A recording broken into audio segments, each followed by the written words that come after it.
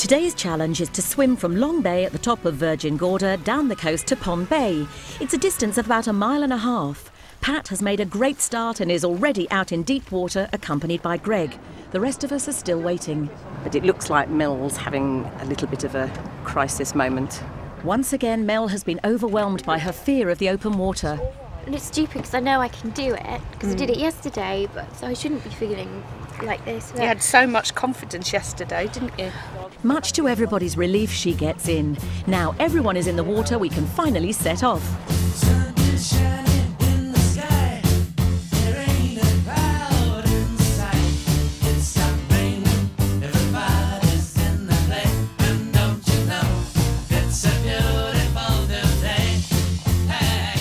That's excellent. I put a gin and tonic in, but I couldn't get in the lemon. Is that okay? At least Mel's cheered up and is willing to keep swimming. It's not too bad. Well, I'm doing really well. It's just a bit nerve-wracking. I know, you're in, you're doing it. Your stroke looks amazing. You're so easy. I must have been going about 40 minutes, but you're not. It's only about 10 minutes. I think you've done about 20. No, it's fine. So you've done really well, really well. Come on, keep it going. No slacking. Today, I have the pleasure of applying the petroleum jelly. John Grease up. He's going to go in and swim and companion swim with Lynn for a wee while. Lynn's about 45 minutes into her swim and looking very strong, but she's out there on her own. This just gives them a bit of energy. Every 20 minutes, the girls can stop and have a feed, which means an energy drink, so John's preparing some more. Then he's off to join Lynn and give her some encouragement. We're nearly at the 1 hour mark and Mel knows it. She's treading water waiting for Simon and Sally to reach her, but she's also been sick and hanging around is adding to her nervousness. I've fed the fish. All right, come on to the boat. Come with me. Simon's keen to push Mel on, but she's determined to reach our boat. I've joined her to try to persuade her to carry on, but she's having none of it. This is really great practice for you, Mel, for the channel, yeah? Sally's undeterred by the deep water and she and Simon swim on into her 2nd hour. But Pat's pushed herself to the limit. I've been having cramp in the water and I knew stepping up the step was going to get me. I'm really proud of swimming that distance. It's fantastic. And it was a good swim. It got a bit choppy at one point and I was starting to think, oh God, I can't cope with this. And then I thought, well, it's good practice for the channel because the channel's not going to be flat.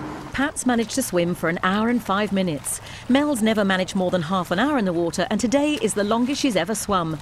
Managing over an hour is a big achievement for Mel. Yesterday, it was excellent. I was having a really good day.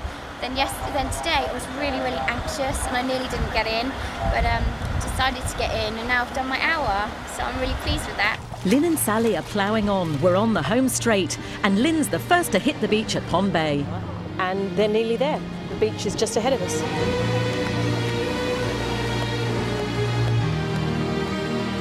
It's a long time alone with your thoughts, isn't it? It's just thinking about all the things you want to do and all the things you haven't done and what you can do when you get home. I think Lynn was doing a very, very good swim. I think the main point to say is that it's all perception. She may perceive she's not doing particularly well at all, whereas in fact she was doing very well. A couple of moments when you say, actually we're going to swim to the beach, and you can see it's not getting any closer, the current suddenly turns against us, the chop gets up and it slaps her in the face, and she's probably thinking, I want to get out. And that's when it matters. That's the key area. It's the last quarter where you really have to push hard and get to the beach, and there's no accounting to head down and get on with it, and she did it. Very quickly after her, Sally makes it to the beach. Both girls have managed 2.5 miles in just over 2 hours. How was that? It was good. Yeah, it was hard going out there because there was a lot of, what's it called? Swell. But You're looking so casual and laid back. I could do with a beer, but obviously I'm not allowed to have one because I'm in training. The athlete that you are. With all the girls finished, albeit some more early than Greg would have liked, Lynn and Sally have given him something positive to reflect on.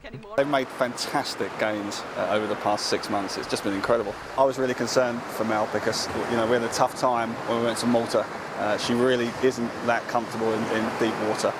And my fear was that we'd get out here first day and she'd, that'd be the end of it really. She'd get out there and realise that it simply wasn't for her. She's really dug deep. She's told herself, look, give it the best shot, and if it works, it works. Target for today's swim was at least an hour with a maximum of 2 hours. And you know, Pat and Mel both went, they got the hour. And I think the fact that they were together, they'd sort of talked to one another, they both told themselves they were going to get out, so they got out. But actually, I think both of them could have gone on for a little bit longer. But they hit the target, and that's what we wanted. After the success of yesterday, Greg's upped the ante on day 3. We've come up Sir Francis Drake Channel to Salt Island for a swim across to Dead Chest Island, that old pirate's haunt where Blackbeard abandoned his 15 men and a bottle of rum. The weather is blustery with dark and choppy seas, and Mel is obviously feeling the sinister atmosphere of the place. She's tearful and frightened. After some gentle coaxing from John and Sally, Mel agrees to go in. Compared to the rather enclosed areas that we swam the last couple of days, this is a bit more open and training-wise ideal. So but these rollers are going to maybe help them a bit? They'll help them as well. We've got the wind behind us, so it's going to push us over there as well. So, you know, everything's looking good for this swim. The water is deep here, about 80 feet, and below us is the wreck of the Rhone, a steamer sunk in a hurricane in 1860. It's so clear, as the girls swim over it, they can look down and see the hull of the ship below them. Greg and Pat have swum on ahead to give Pat a head start as our slowest swimmer. Simon dives in to join up with Sally and Mel, but literally 2 minutes after she's got in, Mel gets out. The swell makes me feel really sick. I get really annoyed as well because I should be able to do it. While John tries to persuade Mel to get back in, Lynne is getting worked up. She usually copes well with whatever the challenge throws at her, but today, perhaps picking up on Mel's fear, she's also tearful. But after a bit of reassurance from me, she's ready to give it a go. With Mel on the boat, our 3 remaining challengers have 2 miles to swim today.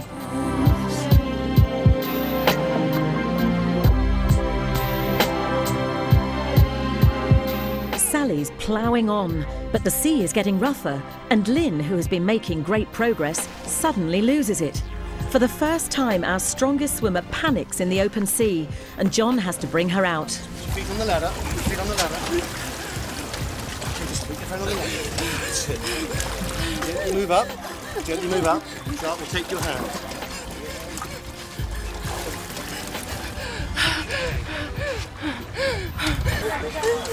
It's all right.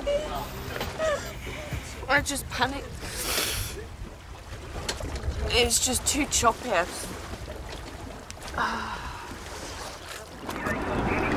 Pat's just behind us here, and she's been in the water for almost an hour. So she must be getting pretty tired, and the swell seems to have picked up a bit as well. So struggling, swimming hard, but not really getting very far. After battling on for just over an hour, Pat gives in to the enormity of the waves. I really panicked in the swell, and it was really tough to stay in and to keep going. I spent the first 15 minutes having panic attacks. The water was hitting me in the face and couldn't get into a rhythm and stuff. And then I got into a rhythm, and the middle bit was a lot better. And then I just started to get tired. I actually enjoyed some of it. Did you? I did. Some of it I really enjoyed. There's some big swell. It was a big swell. Well, the only even one though I floated further than I swam. No, you didn't. And just to let you know, the only one that's still in is Sally. Oh, right. Sally's our only challenger still braving the elements. She's been going for 2 hours in heavy seas, and finally she's reached Dead Chest Island. But the waves are making it far too dangerous for her to land, so our safety boat has picked her up. It was hard, but it was all right. A bit scary at times. At the end of day 3, only 1 challenger managed the total 2 miles of the swim. We're facing our last day in the BVI and only 4 months left before the Channel. With the realities of sea swimming kicking in for the girls, Greg's facing the possibility that this challenge has proved too much for all of them. It's the